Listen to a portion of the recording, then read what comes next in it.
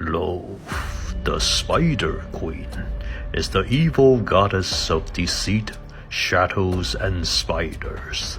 She's known for weaving a complicated web of schemes and treachery through her worshippers, deceiving allies and enemies alike to gain power.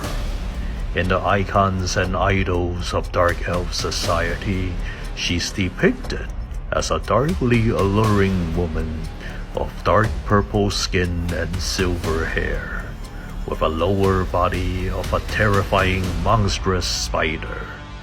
Her worship is entwined with the Drow society across much of Exandria, and her more devised followers in Xhorhas seek to punish the Drow who turn their back on her in favor of Luxon.